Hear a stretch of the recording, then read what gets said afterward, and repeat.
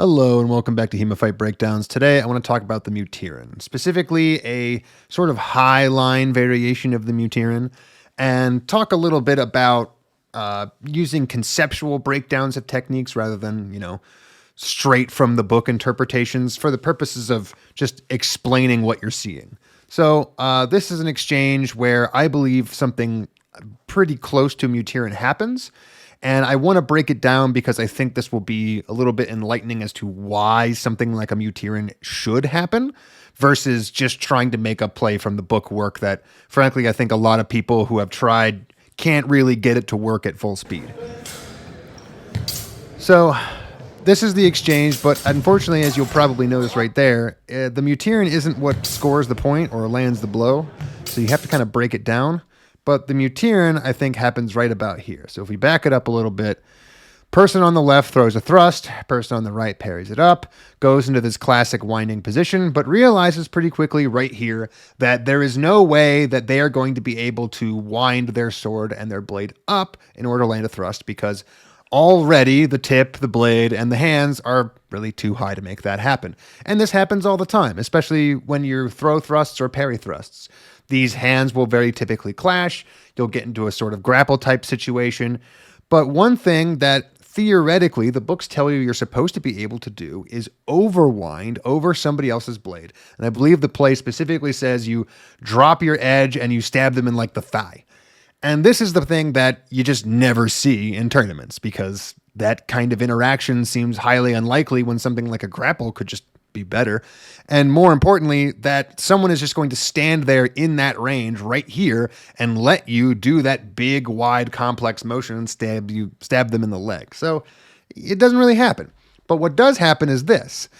Right as the bind is basically past the point of no return, rather than winding the sword up as a traditional winding might do, you'll see this person on the right switch over to their long edge, drop that tip just like they're supposed to, get their left hand really high in the air to get their tip down and, get pushed out of it.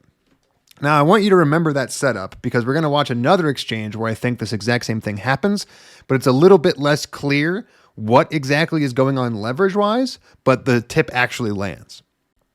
Okay, so here's that second exchange, and this one's a lot more clear. So if we break it down slower, we see the same sort of setup. Person on the left throws a thrust.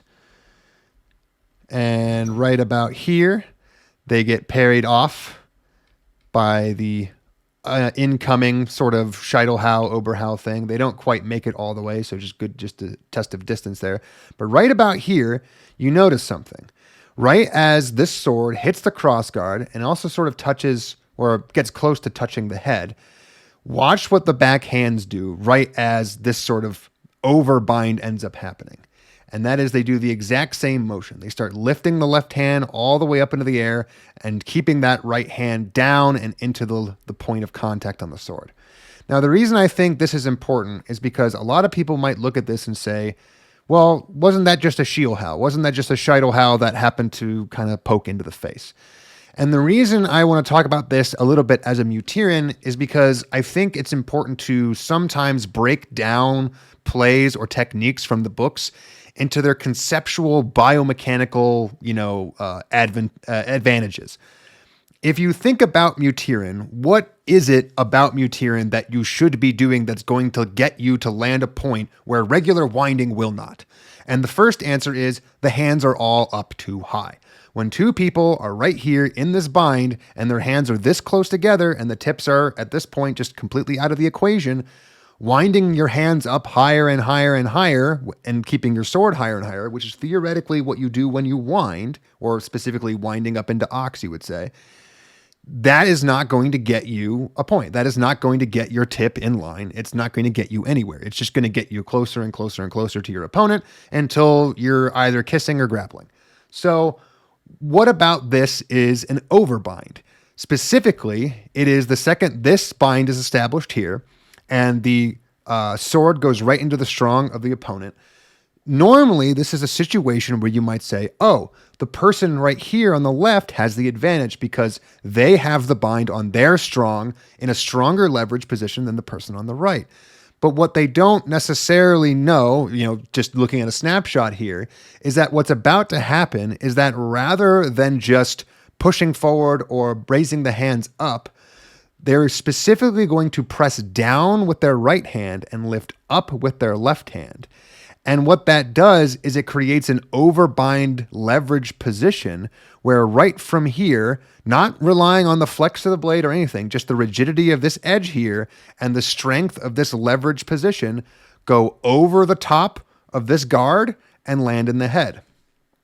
Now, if you think back to the original clip that didn't quite land, you'll remember that there was another feature here, which was after the hands rotated, they went to the other edge to press down. And what that did was that pulled the hands back a little bit. This is another feature of a Mutieren that allows something like this to work. Because again, one of the issues with landing any kind of wind or any kind of thrust for this position is you're so close to the other person that you have to utilize what space you have just to get your tip in where it needs to go. The sword itself is like 3 feet long, and if there's barely 3 feet of distance between shoulder to shoulder, you have to use every little inch of space you have to make sure that your tip is not just harmlessly dangling past someone else's head.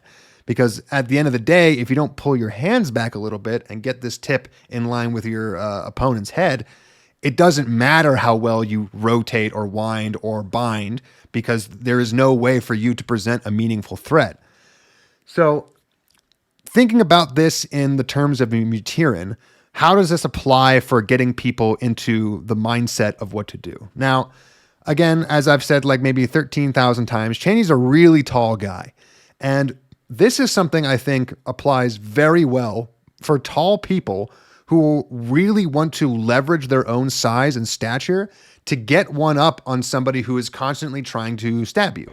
Because when you're taller, your shoulder line is at a higher position, and it leverages you an advantage here in that you can throw cuts straight from your shoulder and have them be in a natural overbinding position on someone who's holding up a cron or a parry or a hangin or whatever at their own shoulder level. Basically, if you break down cron parries and these kinds of parries in general, you're trying to get your blade up over to the height of wherever you're trying to protect, in this case, the head. But if you are taller, you can throw something straight at maximum range and wind over the top of that guard and give yourself a downward angle and engage a target that otherwise people would think that, was out of reach. The same thing happens if you would try to do this in reverse, where if the shorter person tried to throw a Scheidel or an Oberhau or whatever at your cron parry, because they'd have an upward angle trying to hit your head, you would not have to raise your hands up as high in order to defend your head. So if you want to leverage the fact that you're taller than your opponent and you want to try to land these Mutieren sort of overbind windings and stabs, what you need to try to think of is that you don't actually need to raise your hands up as high as the other person, because general biomechanics will tell you that they have to have more of an angled sword and an angled arm in order to reach the same height of the bind as you get naturally just from being taller. And that gives you the ability to just dip your point over the top of something that somebody thinks is already covering their head and land those sneaky thrusts when they think that they're safe. So that's going to be it for today. If you'd like to see your own footage featured on the channel, feel free to send me an email over at HEMAFightBreakdowns@gmail.com, and I hope to see you next time.